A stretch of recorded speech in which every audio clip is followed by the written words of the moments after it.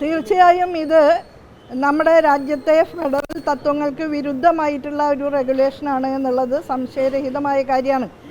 ഒരു പൊതു സർവകലാശാലയുടെ പ്രവർത്തനങ്ങളെ സഹായിച്ചുകൊണ്ട് നമ്മുടെ സംസ്ഥാനത്ത് എന്നപോലെ എല്ലാ സംസ്ഥാനങ്ങളിലും അതത് സംസ്ഥാനങ്ങളിലെ ജനതയുടെ വിദ്യാഭ്യാസപരമായ സാഹചര്യങ്ങൾ മെച്ചപ്പെടുത്തുന്നതിനും ഉയർത്തുന്നതിനുമൊക്കെയുള്ള സംസ്ഥാന ഗവൺമെൻറ്റിൻ്റെ അധികാരങ്ങളുടെയും അവകാശങ്ങളുടെയും മീതെയുള്ള ഒരു ചവിട്ടി മെതിക്കലാണ് ഈ റെഗുലേഷൻ എന്ന് ചുരുക്കി പറയാൻ സാധിക്കും. യാതൊരു അവകാശങ്ങളും സംസ്ഥാന ഗവൺമെൻറ്റുകൾക്കില്ല, വെറും നോക്കുകുത്തികളാണ് എന്ന രീതിയിലുള്ള വ്യാഖ്യാനമാണ് ഈ റെഗുലേഷൻസിൻ്റെ ഭാഗമായിട്ട് ഉണ്ടാകുന്നത്. നമ്മുടെ സംസ്ഥാനത്തെ ഉന്നത വിദ്യാഭ്യാസ മേഖലയുടെ ഗുണനിലവാര വർധനവ് ഈ സംസ്ഥാന സർക്കാരിൻ്റെ കൂടെ ഉത്തരവാദിത്തമാണ്. അപ്പോൾ തീർച്ചയായും അത്തരം കാര്യങ്ങളിൽ സംസ്ഥാന സർക്കാരിനും പങ്കാളിത്തം ഉണ്ടാകണമെന്ന കാര്യത്തിൽ യാതൊരു സംശയവും ഇല്ല. ഇതുവരെ അങ്ങനെ ഉണ്ടായിരുന്നു, ഇപ്പോൾ അങ്ങനെ ഇനി സാധ്യമല്ല എന്ന രീതിയിൽ ഏകപക്ഷീയമായൊരു പ്രഖ്യാപനമാണ് UGCയുടെ ഭാഗത്തുനിന്ന് ഉണ്ടായിട്ടുള്ളത്. UGCയെ ഉപയോഗിച്ചുകൊണ്ട് കാവ്യവൽക്കരണ പരിശ്രമങ്ങളാണ് ഇന്ന് നടത്തിക്കൊണ്ടിരിക്കുന്നത്.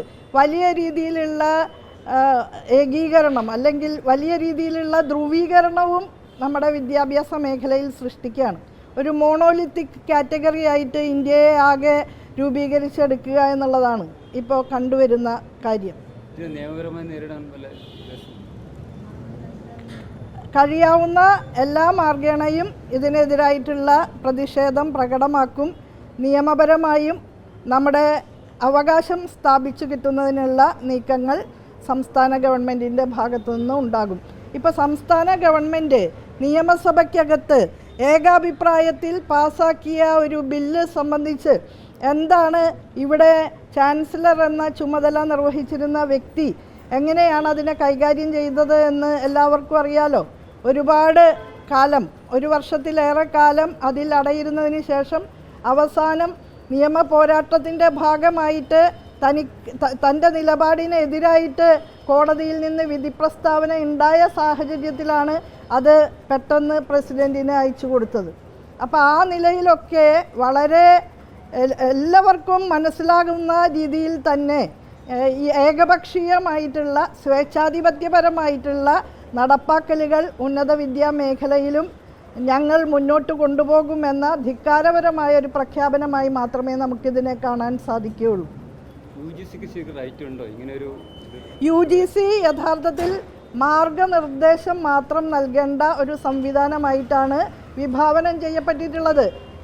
UGCക്ക് ഗൈഡ് ലൈൻസ് ഇറക്കാനുള്ള ഒരധികാരം മാത്രമാണുള്ളത്. റെഗുലേഷന് ഉള്ള അധികാരം യഥാർത്ഥത്തിൽ UGCക്ക് മുൻകാലങ്ങളിലൊന്നും ഉണ്ടായിരുന്നതല്ല. രാജ്യത്തെമ്പാടുമുള്ള ഉന്നത വിദ്യാഭ്യാസ സ്ഥാപനങ്ങളെ ആകെ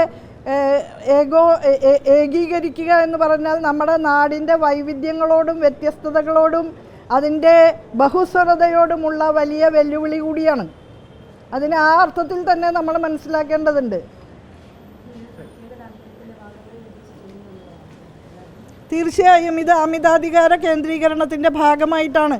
സാഫ്രണൈസേഷൻ എന്നുള്ള അജണ്ടയാണ് നടപ്പാക്കാൻ ഉദ്ദേശിക്കുന്നത്. അത് സുവ്യക്തമായ കാര്യമാണ്. പ്രൊഫസർ ഓഫ് പ്രാക്ടീസ് എന്ന് പറഞ്ഞ് കടന്നു വരുന്ന ആളുകൾ ആരായിരിക്കും? അങ്ങേയറ്റത്തെ വർഗീയവാദികളായിട്ടുള്ള വ്യക്തികളായിരിക്കും എന്നുള്ളത് ഇപ്പോൾ തന്നെ നമുക്ക് ഇതുവരെ ഈ കേന്ദ്ര ഗവൺമെൻറ്റിൻ്റെ ഭാഗത്തു നിന്ന് സ്വീകരിച്ചു വരുന്ന നടപടികൾ ഇതുവരെ കണ്ട മനുഷ്യർ എന്നുള്ള നിലയ്ക്ക് നമുക്ക് ഊഹിച്ചെടുക്കാവുന്നതേ ഉള്ളൂ.